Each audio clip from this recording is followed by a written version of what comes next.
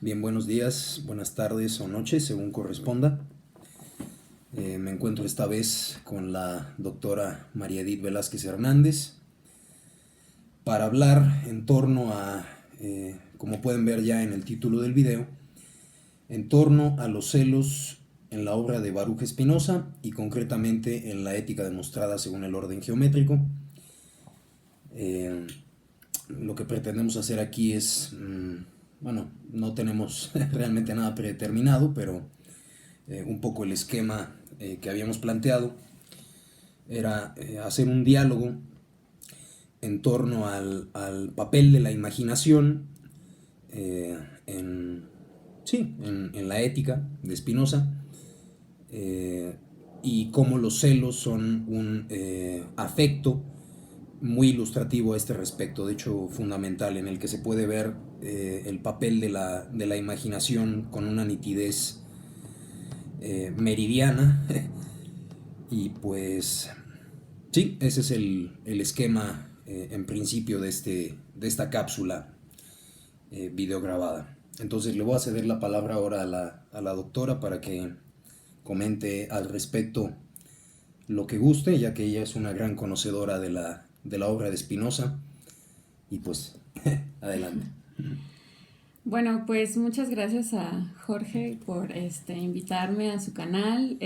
Ya teníamos por ahí una colaboración de hecho, con el equipo, bueno, el seminario de textos clásicos fue una lectura compartida de Pascal, en donde lo que intentamos es esto, hacer como una exposición a dos voces, que me parece que es muy edificante, sobre todo pues en los asuntos de recomposición del discurso, que solo se puede lograr pues en el momento de compartir, ¿no?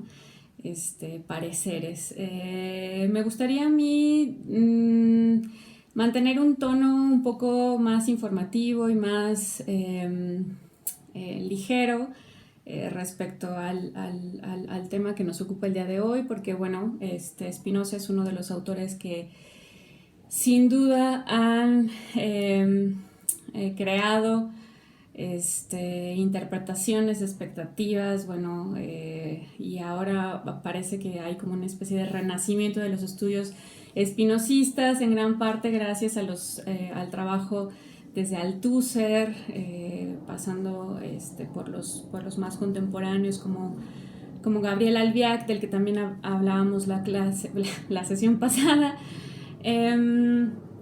y sobre el que pues se tiene un entendimiento muy generalizado. Me gustaría comenzar esta charla recordando que pues hay una lectura de Spinoza bastante estandarizada, centrada en el libro, sobre todo en el libro primero, en su versión, en su interpretación de Dios, en su especie de ontoteología resumida en el libro primero. Pareciera que es básicamente lo que más se recupera por todo el escándalo, tanto en su época como actualmente, que puede generar, y la vinculación que esto tiene, la concepción de Dios, con respecto a un tipo de conocimiento, un género de conocimiento destacable, probablemente pues el más importante en términos del final, del telos teórico espinosista, que es la libertad humana, que sería el entendimiento, ¿no? Entonces, generalmente se recupera Spinoza en este tenor, ¿no? En los resultados, en el rendimiento, que la comprensión de Dios puede tener la ética, libro primero, y en el peso que se le da a esta forma de conocimiento que sería el entendimiento. Bueno, aquí me gustaría comentar que vamos por una lectura no alternativa, porque realmente la ética, si lo pensamos en términos de extensión, tiene mucha más extensión en los temas que vamos a abordar ahora que en la versión canónica, que sería, insisto, el libro primero y probablemente el libro quinto. Pero el resto de libros, el 2, 3 y 4, que son vastos y que son muy detallados, pues de hecho abundan en este tema que nos interesa y por eso quiero insistir que es una lectura alternativa, una especie de recuperación de un Spinoza menos trabajado, en donde no es el entendimiento el que tendrá prioridad en la descripción del mundo o en la descripción de la vida afectiva, de hecho, humana, sino la imaginación. Entonces, hay un par de cosas que decir con respecto a la imaginación. Bueno, los conocedores de Spinoza lo sabrán perfectamente, ¿no? Que es el primer género de conocimiento, que es el género, de alguna manera, sobre el que menos nos gustaría construir el acceso a Dios, pero de hecho es el género de conocimiento que nos domina. Es de hecho el género de conocimiento más vasto, es el más mundano, el más fácil. Y al respecto de él, me parece que precisamente los libros segundo, tercero y cuarto muestran una especie de dinámica de los afectos en función precisamente de la imaginación. Entonces, yo quiero empezar para generar el diálogo aquí, quiero empezar con un par de definiciones importantes sobre la imaginación. Una de ellas tiene que ver con que, en el apéndice al libro primero de la Ética, Spinoza dice que todas las nociones con las que el vulgo, y ya con vulgo, ahí hay un sesgo interesante, ¿no? Sabríamos que de hecho el filósofo no tendería a la interpretación vulgar, sino más bien a un género superior de conocimiento, pero insisto que en todo caso la imaginación es el primer nivel en el que todos nos centramos, o al menos el primer nivel en el que existimos. Todas las nociones con las que el vulgo, dice Spinoza, suele explicar la naturaleza son simples modos de imaginar y no indican la naturaleza de cosa alguna, sino tan solo la constitución de la imaginación. Bueno, en el apéndice al libro primero, Spinoza, después de toda esta descripción o esta crítica a las religiones, así una crítica cáustica a la forma de interpretación que las religiones nos proveen, tanto del mundo como de Dios, como de de una definición del hombre. Spinoza termina afirmando que esta forma de clasificación o de enfrentamiento que tenemos respecto al mundo, estas catalogaciones o juicios que ponemos sobre él como bueno, malo, orden, confusión, frío, hermosura, fealdad, armonía, todas estas son formas, no son otra cosa más que formas de imaginar. Ya sabemos que Spinoza tiende, ¿sí? La versión final de la filosofía spinozista sería abandonar la imaginación, ascender hacia los siguientes modelos o los siguientes géneros de conocimiento, específicamente después a las nociones comunes, sería el segundo género, y el tercero, pues el del entendimiento, que nos acerca a una adecuada comprensión de Dios. Pero mientras no llegamos a esos géneros de conocimiento, estamos en efecto en el ámbito de la imaginación. Y una cita que a mí me parece súper importante de la Ética es que la imaginación no se equivoca.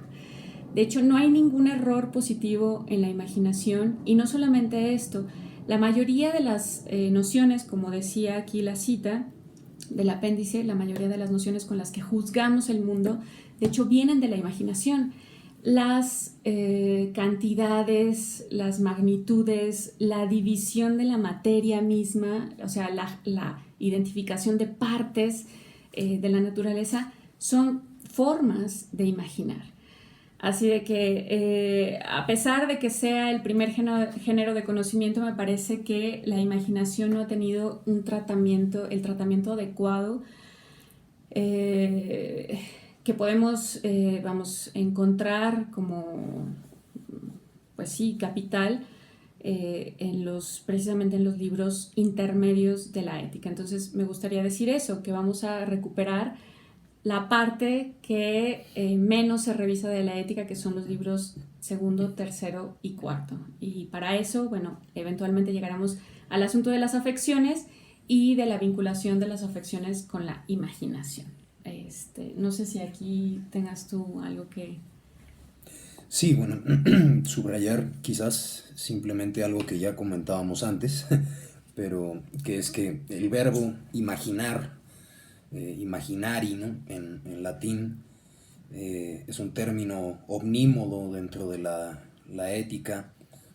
Es decir, Spinoza, en lugar de decir esto es así, dice imaginamos, ¿no? Cuando imaginamos que la cosa amada es afectada de alegría, etcétera, ¿no? Es decir, el verbo imaginar juega un papel omnímodo y en la ética, quiero decir. Y quizás lo más urgente a este respecto es barrer las resonancias mentalistas que podría tener el verbo imaginar, ¿no? Regularmente cuando se utiliza en el román paladino el verbo imaginar, pensamos en una especie de representación mental de algo, ¿no? Yo imagino que, en fin, ¿no? Que esta mesa es azul o lo que sea. O imagino que hay un unicornio delante de mí, etcétera, ¿no? Otra cosa sería es que eso me lo tome en serio, ¿no? En cuyo caso ya estaríamos en el ámbito del delirio puro, ¿no? Pero sí, vamos, barrer las resonancias mentalistas del verbo imaginar, ¿no? Porque Spinoza lo subraya con toda claridad, ¿no? Imaginar, ¿no? El hacerse una imagen de algo, etimológicamente hablando, se refiere no tanto a una representación de la mens, ¿no? De la mente o del alma, sino a una afección del cuerpo. Es decir, las imágenes en Spinoza, y esto lo dice de manera literal, son sí, afecciones del cuerpo, ¿no? Como no podía ser de otra manera, porque el alma en Spinoza no es otra cosa que la idea del cuerpo en acto, ¿no? Es decir, no debemos caer tampoco como hacen muchos intérpretes de Spinoza, en que se da una identidad pura y dura entre mente y cuerpo, ¿no? Entre mens y cuerpo, sino que vamos, si hay una distinción clara entre cuerpo y mente. El alma es la idea del cuerpo en acto, pero sí que esta unión, digamos, del alma y del cuerpo, como lo dice Spinoza sardónicamente contra Descartes, se da estrictamente en esos términos de que todo lo que pasa por el cuerpo de alguna manera pasa también por el alma, ¿no? Entonces, las imágenes, en este sentido, lo que imaginamos no es otra cosa que una afección del cuerpo, ¿no? Que es afectado por causas exteriores, ¿no? Quizás eso sería de manera muy confusa, como, como lo estoy diciendo ahora, pero eso sería, creo, lo más urgente en principio, ¿no? Barrer esas resonancias mentalistas del verbo imaginar en Spinoza, ¿no? Sí, me parece que una de las primeras definiciones con las que hay que comenzar es la esencialidad del alma está dada, como ha dicho Jorge,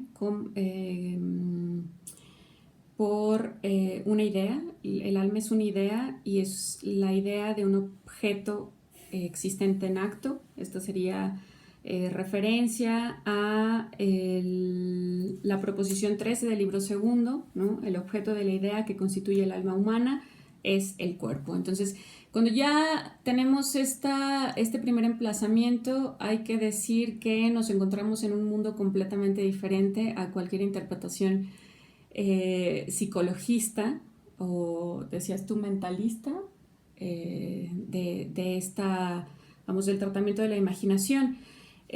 Aquí una interpretación muy fácil podría de hecho ser una especie de interpretación materialista que actualmente en las lecturas de Spinoza pues cada vez cobra más fuerza, ¿no? El recuperar a la corporeidad como el momento primero, inicial de cualquier investigación ontológica posible, ¿no? Es el cuerpo en la fenomenología el que nos da acceso en primera instancia a la realidad.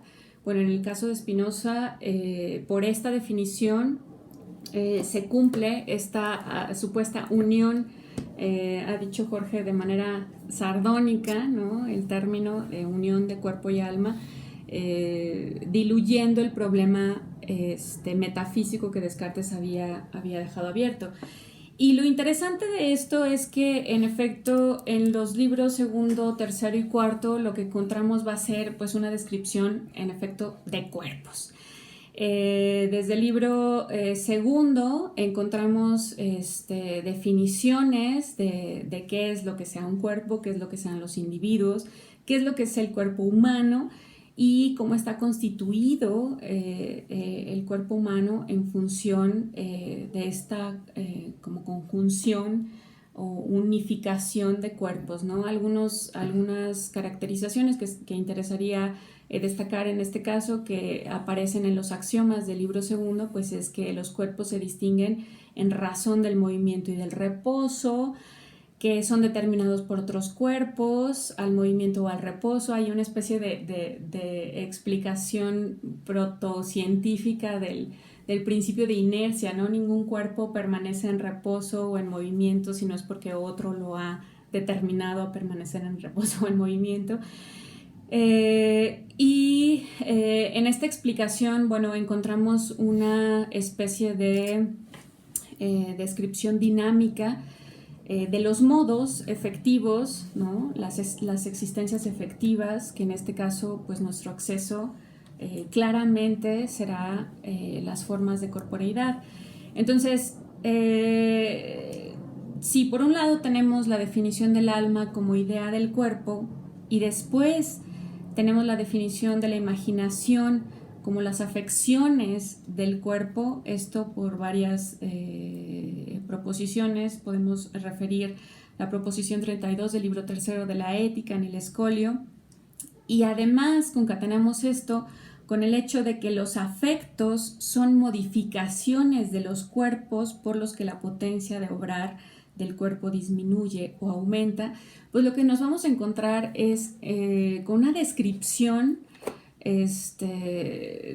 pues bastante interesante, bastante diversa, bastante compleja, bastante múltiple, en el libro segundo, en el tercero sobre todo, en el cuarto, de qué son estas disposiciones corporales, ¿no? Entonces, el primer paso sería ese, romper con el estigma de la noción de imaginación como una especie de fabulación mental que no tiene nada que ver con la realidad, puesto que el alma, en tanto que idea del cuerpo, refiere a una realidad efectiva, y en cuanto que las imágenes son a su vez afecciones del cuerpo, estamos diciendo que la imaginación es una afección del cuerpo y a su vez las afecciones son modificaciones del cuerpo. Es decir, entramos directamente a una descripción ontológica,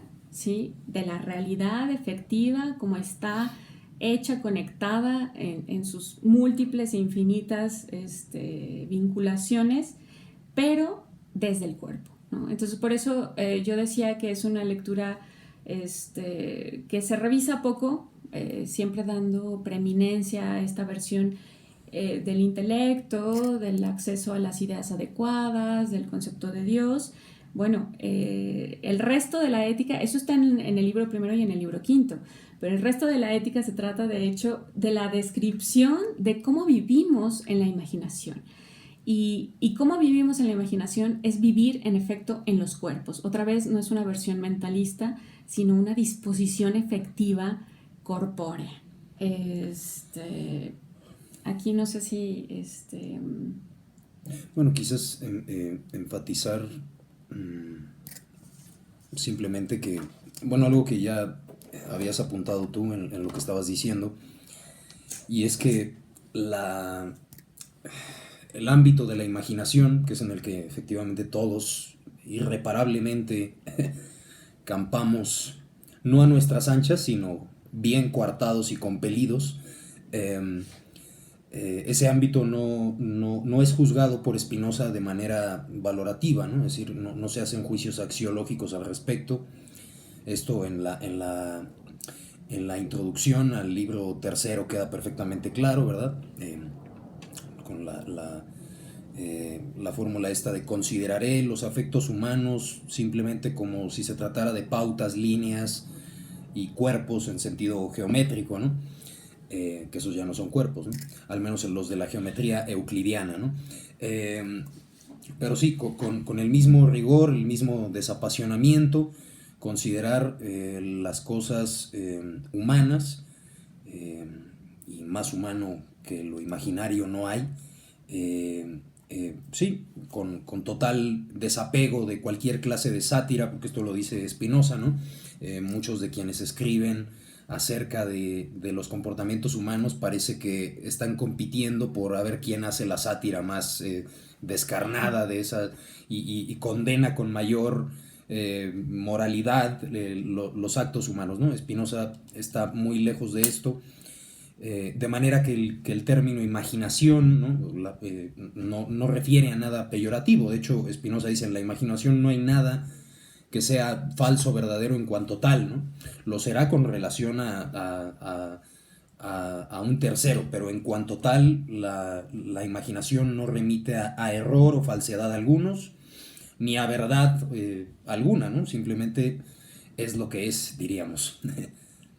Claro, justo tengo aquí una cita del apéndice al libro primero. Dice las cosas, estoy utilizando la traducción de Atilano Domínguez, que es el que, vamos, la edición de Trota y el que hace los comentarios introductorios, las notas a las ediciones de bolsillo de Alianza. Probablemente pues sí, es uno de los estudiosos más importantes de Spinoza modernos, ¿no? Contemporáneos. Dice, las cosas no son más o menos perfectas porque deleiten o repugnen a los sentidos humanos o porque ayuden a la naturaleza humana o la estorben, ¿no? Entonces todos los juicios que podamos hacer al respecto pues quedan, de hecho forman parte de la imaginación en cuanto que reproducen cierto orden vinculado a la disposición, a las disposiciones corporales y no necesariamente a la naturaleza de las cosas, ¿no? Como serían interpretadas o captadas por el entendimiento. O sea, ya lo sabemos, tenderemos eventualmente a la interpretación del entendimiento, que es el más adecuado, el conocimiento, el tercer tipo de conocimiento, que nos da acceso además a una libertad ahí media acomodaticia, ¿no? Que es una libertad bastante, pues sesgada, no sé cómo se podría denominar una libertad que no es otra cosa más que el conocimiento de nuestras causas o la necesidad absoluta de de la expresión de Dios. Entonces, ¿algo sobre esto? Bueno, no, sobre el tercer género de conocimiento, que es el de la ciencia intuitiva, ¿no? La famosa que dio lugar a todo el idealismo alemán, nada más y nada menos, es una cuestión muy problemática, ¿no? En la que no vamos a entrar aquí, porque además yo no soy especialista en Spinoza, ni mucho menos, pero sí que el ámbito de libertad que daría esa supuesta ciencia intuitiva, en la que además Spinoza mismo confiesa que él conoce muy pocas cosas a través de ese tercer género de conocimiento y de hecho en la ética no queda claro para nada en qué consistiría semejante género de conocimiento. Pero en cualquier caso nos movemos en el primero y en el segundo de rigor, ¿no? En el ámbito de lo imaginario y, si tenemos suerte, en el ámbito de la razón raciocinante, digamos, ¿no? Muy bien, entonces dicho esto, creo que interesaría poner la ética o estos libros, al menos los libros intermedios, en términos que aparecen en la lectura de Deleuze, cuando hace su propia interpretación del espinosismo, dice, bueno, partiendo de la pregunta de por qué una ontología lleva el nombre de ética, una de las respuestas es que, bueno, para saber en efecto qué podemos hacer en términos morales, primero tendríamos que decir qué es lo que somos. Y lo primero que somos es, al menos por la definición que hemos comentado del alma misma, pues somos cuerpos, ¿no? Entonces, en cuanto a cuerpos y en cuanto a definición de la imaginación como afección y en cuanto a definición de la afección como modificación o disposición de los cuerpos, esto lo encontramos en Proposición 32 del libro tercero y en las definiciones del libro tercero al inicio. El afecto es la modificación del cuerpo por la que la potencia de obrar del cuerpo es disminuida o aumentada, diría Deleuze, pues la ética no es otra cosa más que una ética de la potencia. Se trata pues de ver, de investigar qué tipo de afectos en efecto pueden aumentar o disminuir la potencia de obrar. Me estaba acordando con esto me vino así como de rayo, la noción, la noción de Nicolás de Cusa de el possessed, ¿no? Casi diríamos que estamos vamos, mutatis mutandis, por supuesto, pero en Spinoza también habría una especie de possessed, en cuanto que existir es de algún modo poder, ¿no? Y poder inevitable además, porque toda cosa pugna por perseverar en su ser velis nolis, ¿no? O sea, lo quiera o no, todos estamos, todos los individuos, y con individuos no estoy, como el mismo Spinoza no lo hace, no estoy incluyendo nada más a los cuerpos humanos, sino que toda cosa persevera en su ser con una, vamos, sí, con un conato, exactamente, pues ineludible, ¿no? Y en eso consiste además su esencia, ¿no? Que es una de las correcciones más importantes que hace, por ejemplo, bueno, me parece que en Descartes sí hay algunos matices que podrían contradecir a Spinoza, pero una de las correcciones más importantes que hace Spinoza respecto a la versión cartesiana en su propia lectura de la vida afectiva humana, que sería las pasiones del alma, es mutar el término de pasiones al término de afecciones. En todo caso, las pasiones o todo lo que entenderíamos como pasiones son un afecto, y un afecto siempre tiene una cualidad positiva. Es decir, a pesar de que Spinoza se exprese a los cuerpos como, los distinga por su razón de movimiento y de reposo, el reposo es muy relativo. Es decir, pareciera que no hay un grado absoluto de reposo, siempre hay una especie de movimiento, una persistencia de movimiento que está, determinada por la totalidad de causas infinitas, constantemente actuantes en el mundo existente, que en este caso nos estamos refiriendo pues, al mundo de los cuerpos, ¿no?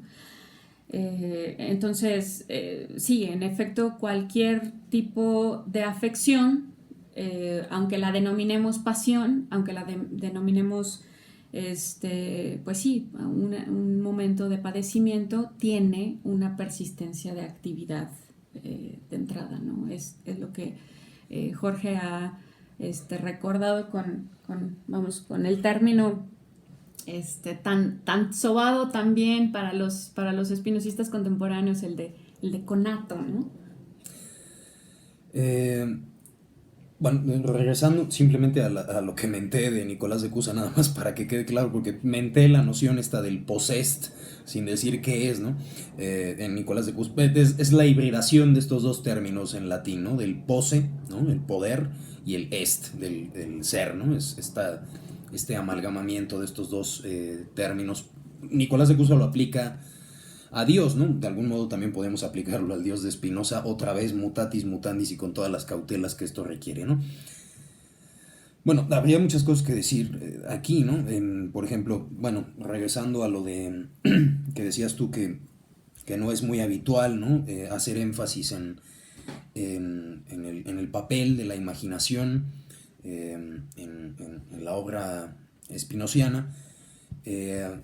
Y también, como mentaste Albiac, creo que es de recordar que en la tercera parte justamente de la Sinagoga Vacía, que se titula Corporis Fabrica, justamente lo que hace Albiac es poner énfasis, subrayar ese ámbito de lo imaginario, ¿no? Y subrayar algo que yo creo que es también muy esencial, dando por supuesto que los conceptos filosóficos no vienen del itinerario de la mente del autor, ni por generación espontánea, ni provienen del arreglo idearum, ¿no? De la región de las esencias o lo que sea, sino que provienen genéticamente de ámbitos realmente muy mundanos, muy, sí, vamos, incluso técnicos, como puede hacer en Spinoza la óptica, ¿no? Albiac frecuentemente recuerda que Spinoza efectivamente era un profesional de la óptica, era pulidor de lentes, de hecho murió de eso, ¿verdad? De respirar partículas de vidrio a fuerza de tanto pulir lentes. Y muchas veces, por eso no es por azar que las metáforas de Spinoza sean muchas veces de carácter óptico, ¿no? Al referirse a las imágenes, ¿no?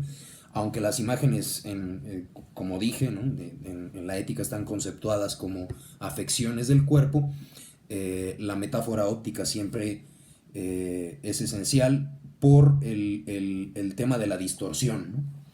Es decir, aunque en las imaginaciones no hay nada positivo ni negativo, ni valor, ni con ello se quiere designar nada valorativo, ni un error, ni falsedad, ni nada, sí que hay una lógica de la distorsión, digamos, en Spinoza. Bueno, estoy parafraseando a Albiac, ¿no? Todo lo difusamente que como podrán ver ustedes, me es posible, ¿no? Pero, bueno, otra cosa que quería comentar sobre lo que estabas diciendo, la diferencia entre la consideración de las pasiones en Descartes y en Spinoza. El propio Spinoza lo dice, ¿no? Dice, el celebérrimo Descartes, yo sé que ha escrito sobre este asunto de las pasiones, y la diferencia la pone Spinoza curiosamente en que para Descartes sí es posible de algún modo liberarse, ¿no? De las pasiones a través del entendimiento, cosa De la que voluntad. bueno, sí, pero de una consideración racional de las pasiones de algún modo, ¿no? De como liberar, como estos resabios estoicos Sí. que aunque se dice que Spinoza es un heredero de los estoicos y tienen mucha razón, aunque yo diría que más en el ámbito de la eudemonología, del ámbito de la felicidad, pero aquí Spinoza no es nada ingenuo, ¿no? Spinoza no propugnaría un racionalismo, si es que vale el anacronismo que se forjaron los románticos para designar a toda esta gama de pensadores, a Leibniz, a Descartes, a Spinoza, a Malebranche, etc.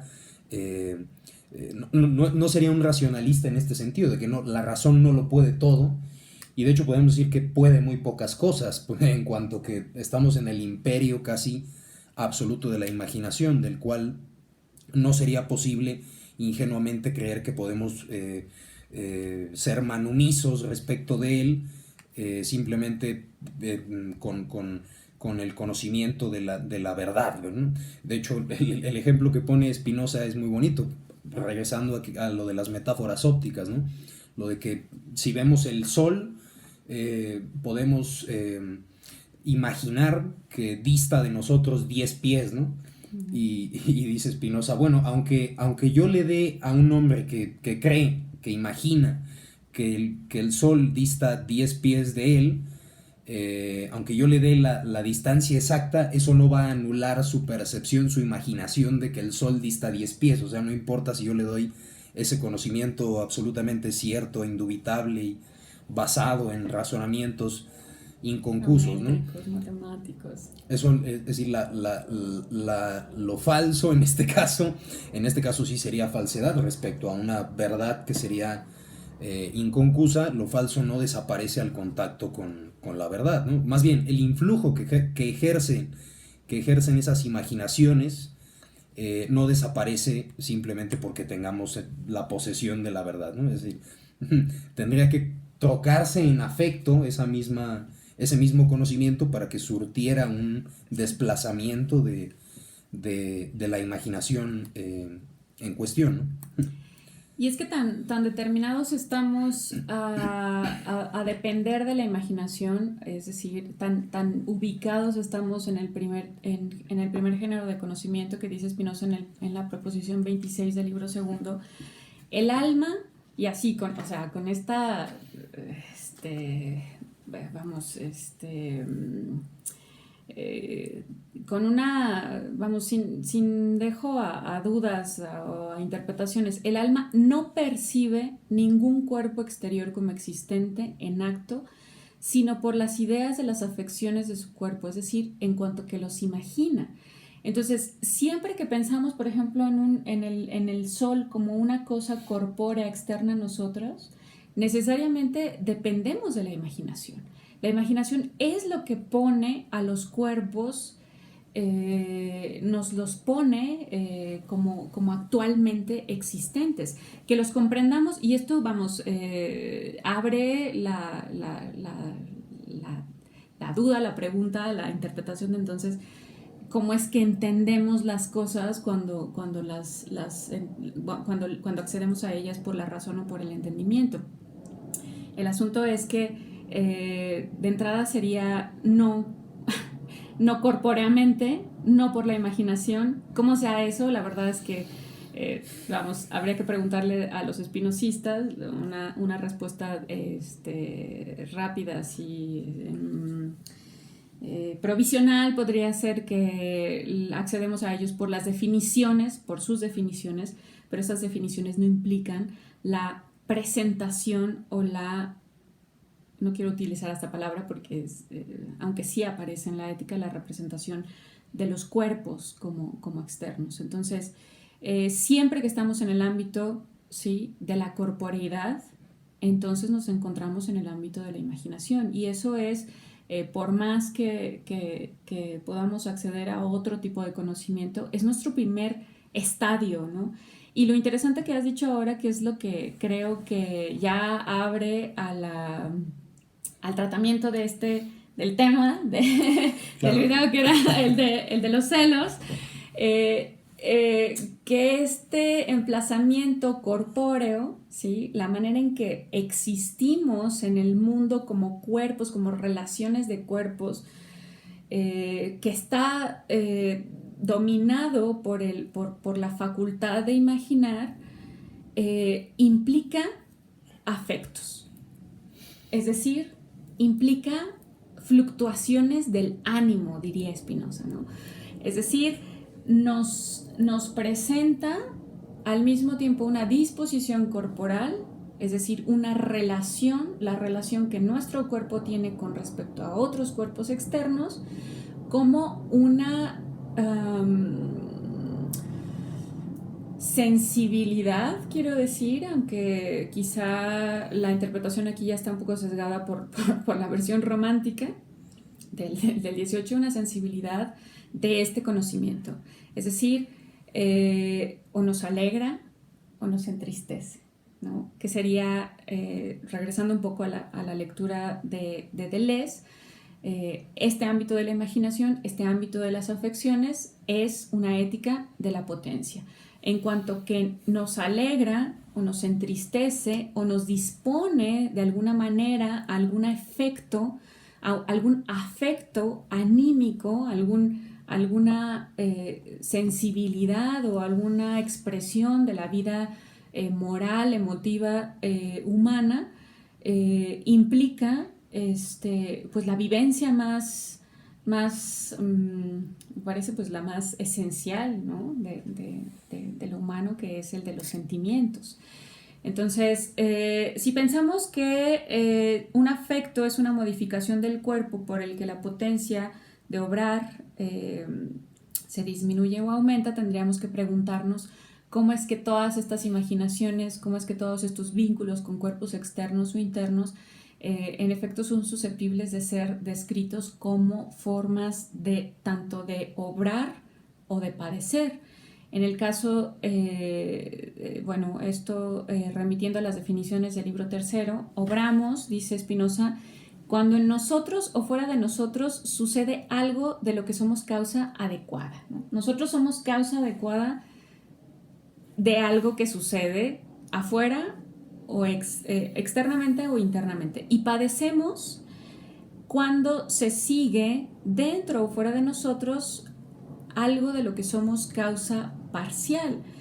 Siempre somos causa. El asunto es si somos causa adecuada o si somos causa parcial. Ahí está esta interpretación de, vamos, la descripción de la vida humana, afectiva humana, insisto, lo más esencial de lo que probablemente la filosofía podría presentarse, ¿no? Y por eso termina considerándose, vamos, convirtiéndose en una ética. En esta descripción de nuestras relaciones en cuanto a lo que sucede tanto externa como internamente, de acuerdo a si somos causa adecuada o inadecuada de las cosas que pensamos o que, bueno, que en este caso que imaginamos, ¿no? La imaginación es otra cosa más que un modo del pensamiento. Y entonces aquí podríamos hacer ya entramos al análisis, ¿no? De las diferentes afecciones, ¿no? Cómo las afecciones en efecto nos disponen corporalmente, ¿no? A una mayor potencia o a una menor potencia. Y por eso digo que los libros intermedios de la ética pues realmente son los que cubren con la definición primera del texto, de la obra espinosista en cuanto a un tratamiento de los afectos. En efecto, es una ética, ¿no? Claro, y es una ética, ya para acabar con esto y entrar ya directamente con el tema que dijimos que nos iba a ocupar, bueno, que además no nos hemos desviado, todos estos prolegómenos y circunloquios son enteramente necesarios, ¿no? Pero que es una ética porque que parece una teología, ¿no?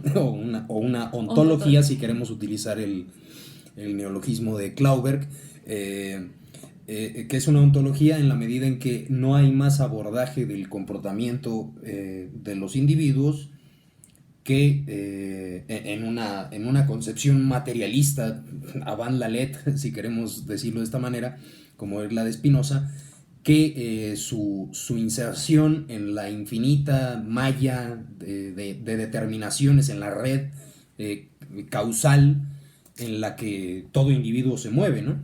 Es decir, a sus contemporáneos y a la gente del siglo XVIII, incluso a la del XIX, salvo a Schelling salvo a Fichte, le sorprendía mucho, ¿no? Que ¿por qué una ética tendría que comenzar por la definición de Dios, ¿no? Es decir, de aquello que lo abarca todo, ¿no?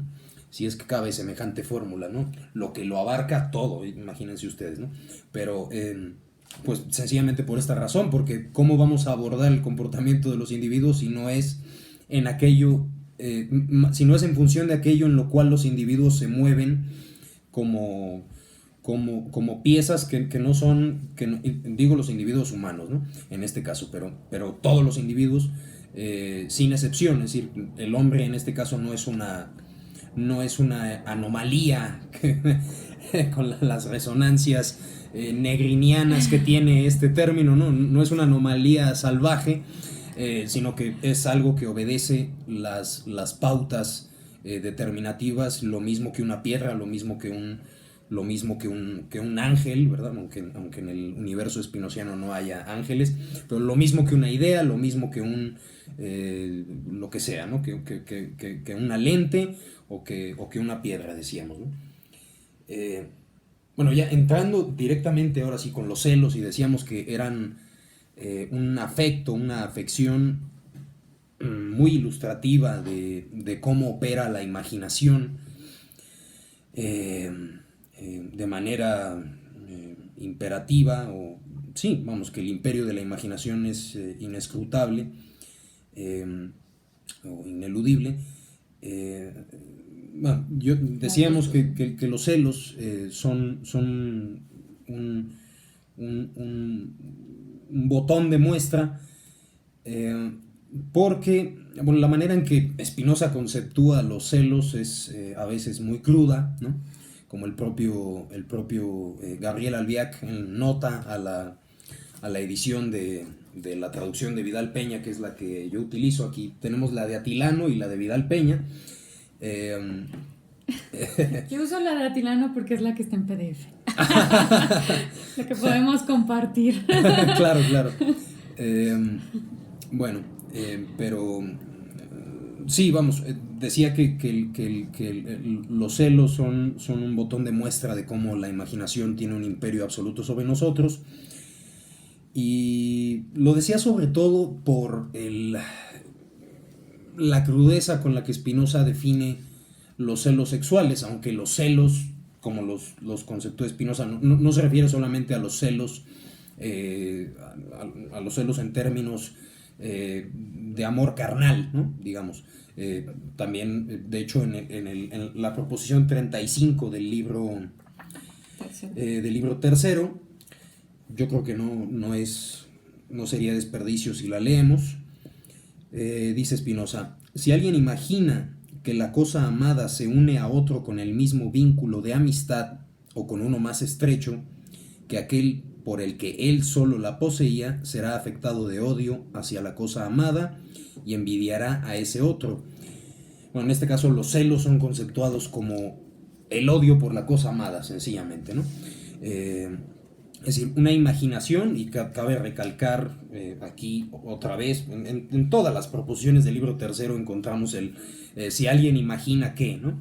Decíamos, el papel del verbo imaginar aquí es omnímodo. Sí, si alguien imagina que la cosa amada, es decir, no quiere decir que eso sea así, quiere decir que yo lo imagino, ¿no? Es decir, puede que no sea así, simplemente puede ser una distorsión lo que yo esté viendo, porque creo que esto hay que recalcarlo, ¿no? ¿Qué es la imaginación en Spinoza? ¿Qué es la facultad imaginativa? El que nos representemos ciertos cuerpos que no están ahí, o sea, que no necesariamente. Que no comparecen, no necesariamente comparecen delante de nosotros, pero la facultad imaginativa es considerarlos o concebirlos o contemplarlos como si estuvieran en acto, ¿no? Delante de nosotros, como si estuvieran presentes, ¿no? Que dice, esto paréntesis muy breve, dice Spinoza: si en el hombre hubiera una idea adecuada para considerar esto, vería que en realidad esta facultad es una virtud, no es un vicio, ¿no? Porque efectivamente la potencia que tiene, claro. Podemos evocar, y en el sentido más literal del verbo evocar, ¿no? Podemos evocar cosas que no están ahí, y eso es un poder realmente que podríamos utilizar en nuestro beneficio, ¿no? Lo cual no ocurre con tanta frecuencia, ¿no?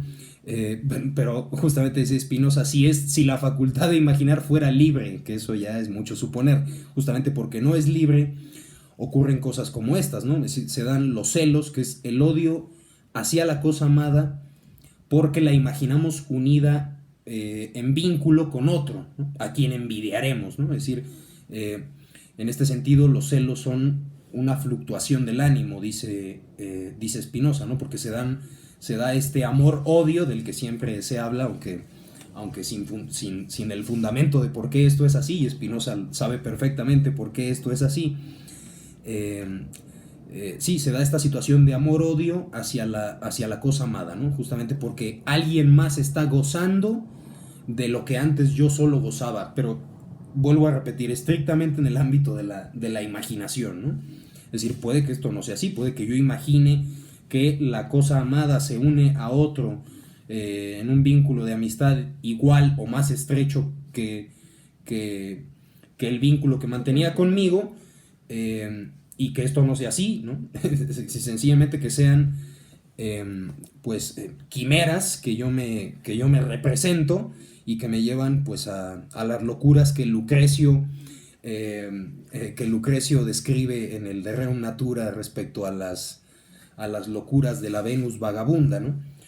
Sí. Que es muy importante, vamos, repetir este asunto de la vinculación de la imaginación con la corporeidad. Es decir, en cuanto que evocamos estas imágenes, en cuanto que la imaginación es la capacidad de representarnos las cosas o los cuerpos como actualmente presentes, implica también una disposición corporal nuestra.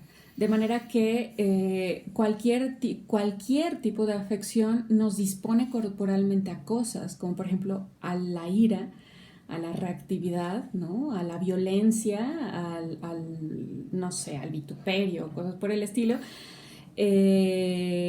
como efecto de la representación o de la presentación de los cuerpos externos que nosotros hemos producido, ¿no? Y que tampoco son quimeras en sentido así como vamos, productos ex nihilo. Estas cosas, como también Spinoza, vamos, la proposición 17 del libro segundo muestra como, en la 17 y en la 18 del libro segundo muestra como, de hecho, nuestras imágenes están determinadas por la experiencia que hemos tenido anteriormente, de manera que las cosas que imaginamos no son otra cosa más que una repetición de experiencias pasadas, que aparece, incluso, vamos, funciona maravillosamente para la explicación del origen de las palabras, ¿no? O de la asociación que tenemos de las palabras con ciertos objetos. La misma palabra será asociada por individuos diferentes con cosas diferentes de acuerdo a la experiencia que ha tenido. De manera que lo sabemos, o sea, los productos de la imaginación o la generación de los cuerpos externos o la disposición corporal interna que generamos a partir de la actividad de la imaginación tiene que ver con la representación que hacemos del mundo respecto a nuestras experiencias o nuestras afecciones, ¿no? Una de las cosas que dice Spinoza al final de estos libros es precisamente poder romper la representación de la naturaleza de acuerdo a nuestras afecciones y más bien de acuerdo a su propia esencialidad, que sería el acceso, pues, por el entendimiento. El caso es que ahora no estamos ahí, estamos en la disposición que nos provoca corporalmente la presentación de otros cuerpos de acuerdo a experiencias pasadas. Y que en el caso de los celos lo que produce es, bueno, dependiendo del individuo también, ¿verdad? Pero de entrada es una disposición, una fluctuación anímica que Spinoza reduce, o bueno, remite a la diferencia entre el amor y el odio. Y otra vez, lo que pasa aquí es una fluctuación de la potencia. El amor, por definición también del libro tercero, ¿no? El amor es la forma más excelsa de la alegría. La alegría es el afecto que más aumenta nuestra potencia y la tristeza o el odio es la forma más excelsa también de la tristeza, y la tristeza es la afección que disminuye por definición nuestra potencia. Entonces esta fluctuación en donde pasamos del amor a odio, del amor al odio, lo que provoca es una fluctuación de potencia. Pasamos de una perfección más elevada a una perfección menor.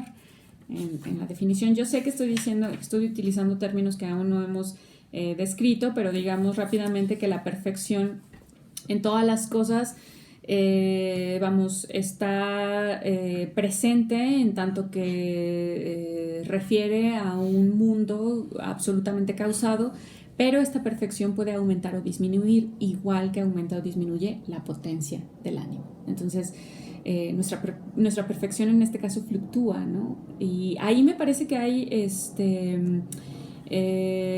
resabios de las éticas helénicas, en cuanto que la fluctuación del ánimo sería un estadio bastante imperfecto, mientras que la imperturbabilidad, ¿no? o la permanencia en un nivel anímico específico, no sé, puede ser también la tristeza. Yo no creo que Spinoza diría que los tristes, melancólicos constantemente estuvieran mal, pero mientras no haya fluctuaciones más, quizá más adecuado a la naturaleza humana que esto otro que nos provocan afectos como los celos.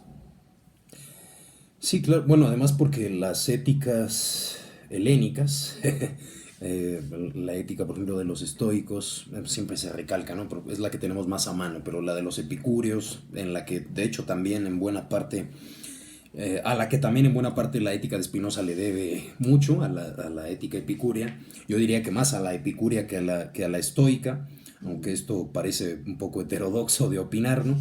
Pero sí, porque los estoicos o los epicúreos creían que se podía llegar a ese grado de ataraxia, ¿no? En el caso de los epicúreos, por la ausencia de dolor, ¿no? Es decir, el placer en los epicúreos no es una cosa positiva, es más bien una cosa negativa, el evitar placeres que después acarrearán mayor dolor del placer que reportan de manera inmediata, o los estoicos, el permanecer como la roca contra la cual chocan las olas, como dice Marco Aurelio, frente a los infortunios, ¿no? En Spinoza yo creo que esto, vamos, si hay un concepto como el de fluctuación del ánimo en Spinoza, es porque Spinoza es muy consciente de que esos estados de pretendida perfección o de utópica perfección en ese tipo de éticas son unos ideales inasibles, ¿no? A menos que se sea el sabio que está ya encaramado en la atalaya de la adecuada comprensión de la naturaleza de Dios, que ya sería el libro quinto, pero ya sabemos que esa es una vía que es tan difícil como rara, ¿no? Pero bueno, quería volver a lo de los celos porque ahora hojeando esta proposición 35 del libro tercero, dice Spinoza lo siguiente, ¿no? En el Escolio, es un poquito largo, pero vamos a leerlo, ¿no?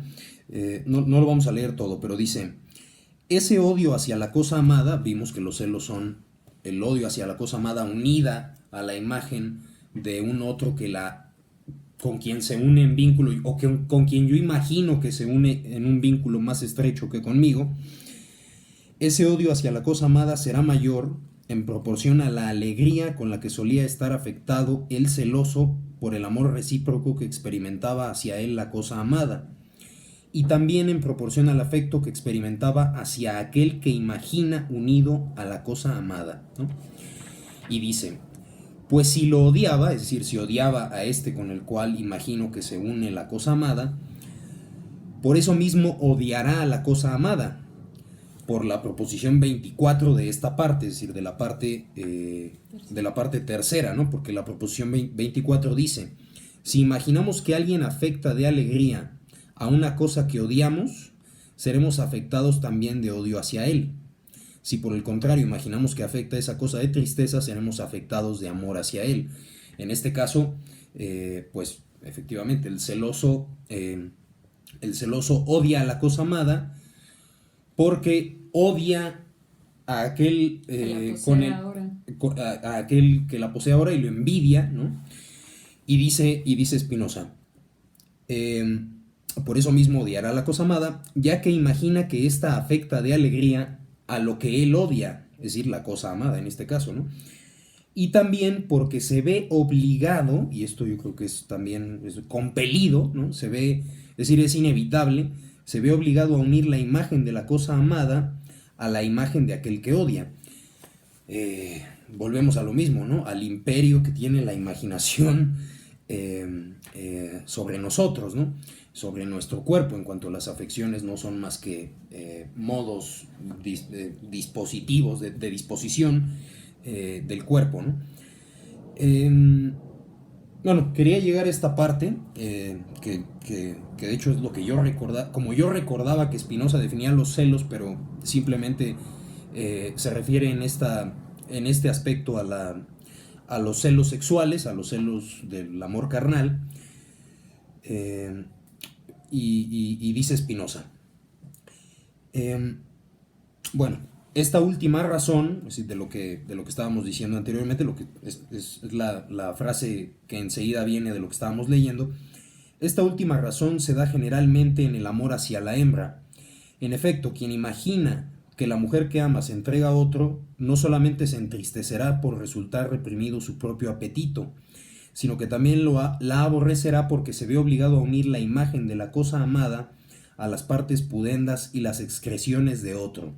Yo creo que aquí es fundamental remitir a la nota que pone Gabriel Albiac a esta sentencia que es tan cruda, ¿no? Es decir, que que son los celos sexuales, pues imagen de la cosa amada unida a los genitales de otro, ¿no? Dice Albiac a propósito de esta frase, ¿no? La cruda definición de los celos sexuales en términos de fobia hacia las excreciones genitales es un modelo del sesgo estrictamente materialista que Spinoza busca dar a su analítica de los afectos. La fascinación que Freud primero y Lacan más tarde han expresado hacia la ética da razón justa del carácter precursor de la analítica freudiana que es de rigor reconocer en Spinoza. Yo creo que es muy acertado lo que dice aquí Albiac. Muchas veces ya sé que Lacan y Freud son dos figuras que muchos aman u odian, ¿no?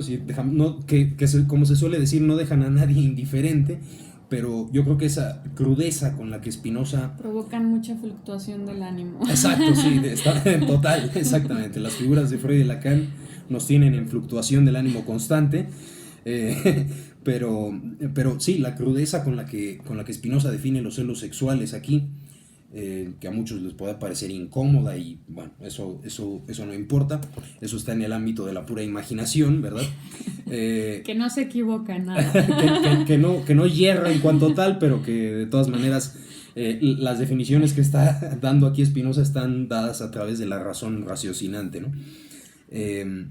Bueno, sí, simplemente quería decir esto, que la crudeza con la que subraya Albiac de esta definición, efectivamente, yo creo que es un indicio de la actitud sencillamente materialista de Spinoza, ¿no?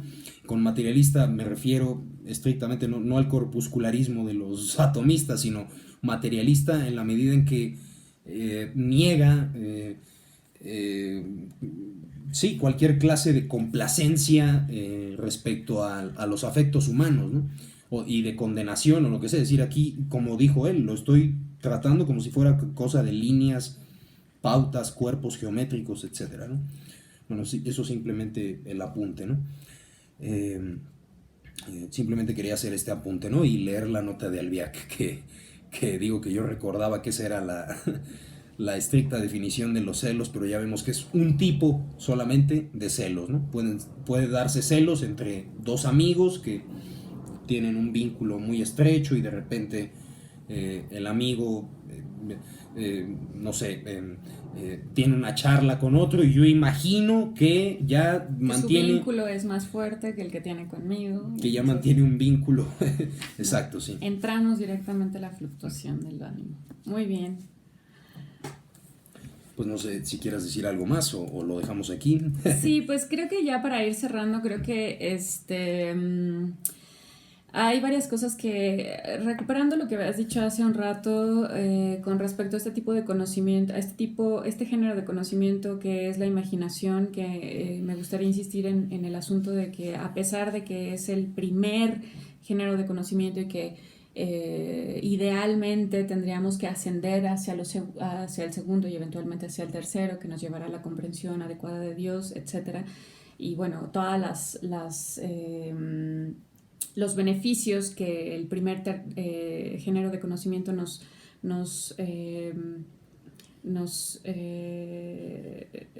genera, como diría Borges, ¿no? El amor. El más pródigo amor le fue otorgado, el amor que no espera ser amado.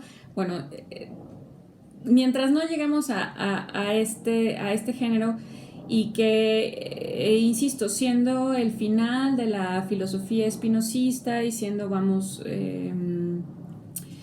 su rendimiento ulterior, no por ello deja de tener fuerza la descripción tan puntual, tan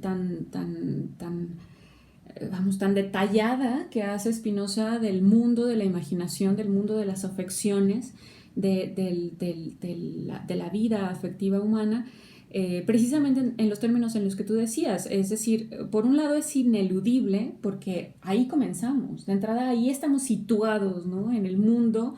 Como ideas de un cuerpo estamos situadas en las relaciones que tenemos con otros cuerpos. Nuestra alegría tiene que ver con la presentación de un cuerpo externo, tiene que ver con la disposición de nuestro cuerpo respecto a otros, pero también la otra cosa que tú dijiste y que me parece, vamos, ahí creo que está como la gran potencia de la filosofía espinosista, que creo que es la que se está recuperando en el pensamiento contemporáneo, que no solamente es ineludible el mundo de la imaginación, que no podemos deshacernos de él, sino que además es inextricable.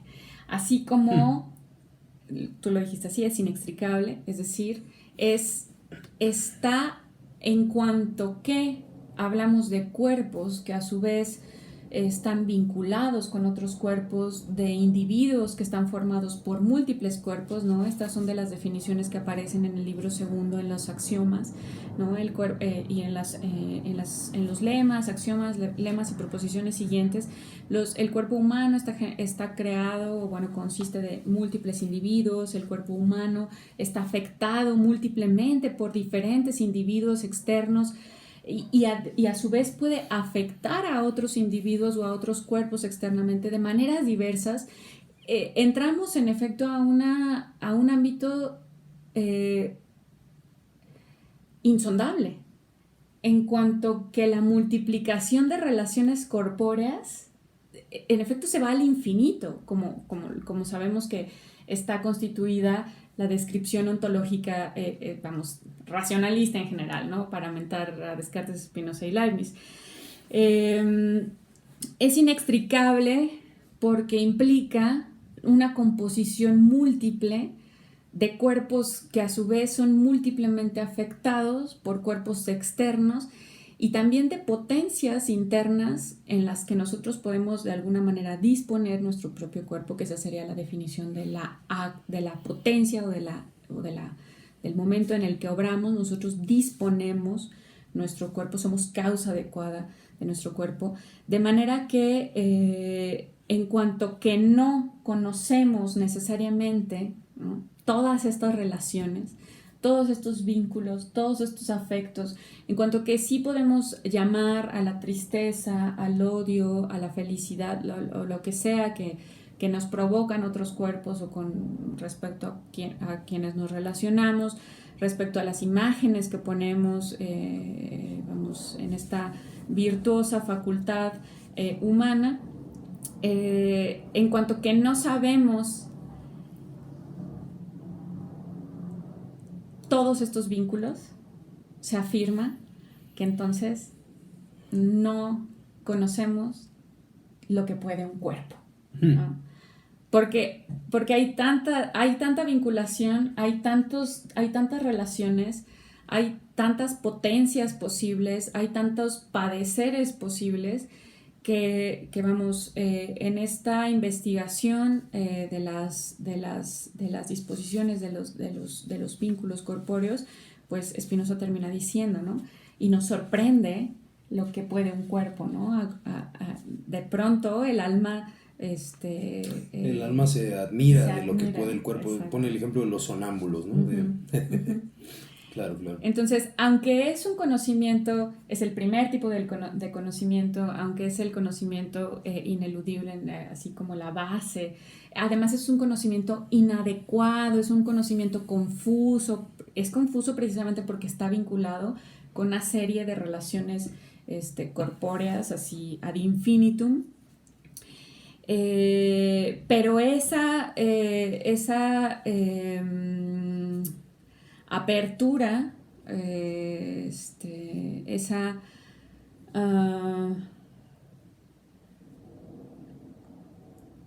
incapacidad de ser definido, ¿no? Así como vamos o limitada, lleva a la posibilidad de afirmar que entonces, en efecto, desconocemos su potencia, ¿no? Entonces, no sabemos lo que puede un cuerpo. Y creo que ese es el término de la filosofía espinosista que actualmente pues más se está utilizando en la filosofía contemporánea. No estamos seguros de lo que es capaz la corporeidad.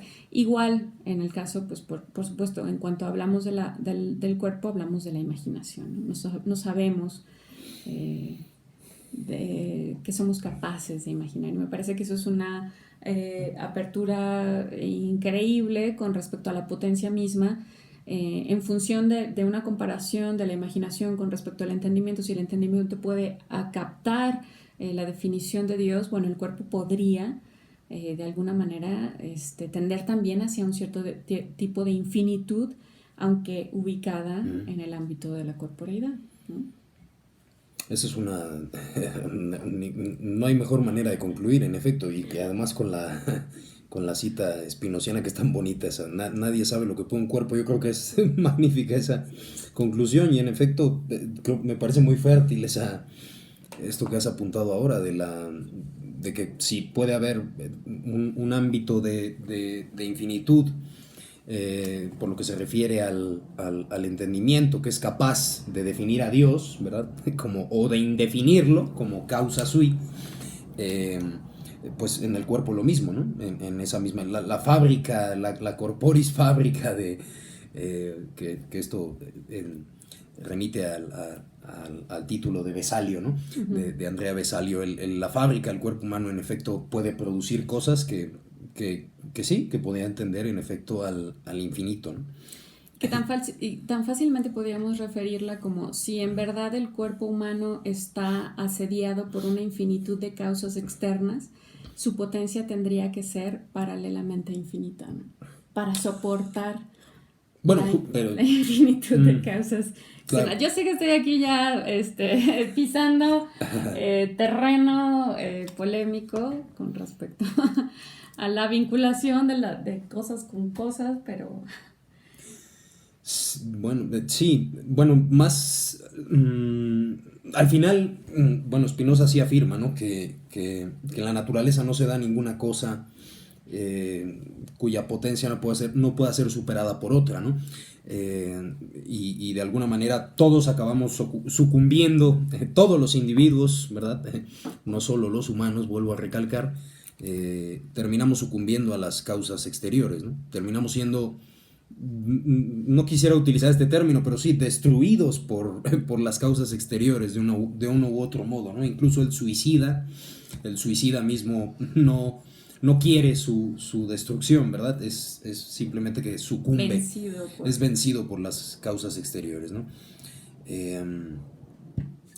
Una última cosa ya que quisiera recalcar, porque hemos hablado mucho del cuerpo y haciendo énfasis, por ejemplo, en que estamos hablando de vínculos o de relaciones determinativas entre cuerpos, etc.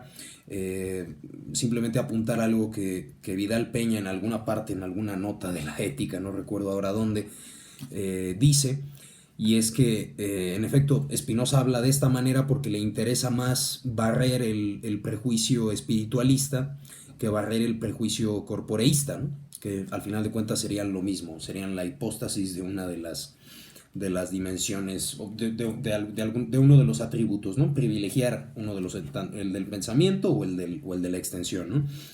Creo que Spinoza no caería en esto, y quizás el recalcar machaconamente tanto que se trata de relaciones determinativas entre cuerpos, incluso cuando hablamos de la imaginación y de los afectos, etcétera, de las imágenes que podemos representarnos, podría dar lugar a un cierto malentendido de que Spinoza se mueve en una especie de presupuesto corporeísta, pero no es así, ¿no? Justamente es algo que también comentábamos hace un rato de que no tendría ningún sentido que Spinoza distinguiera cuerpo y alma si creyera que son lo mismo, ¿verdad?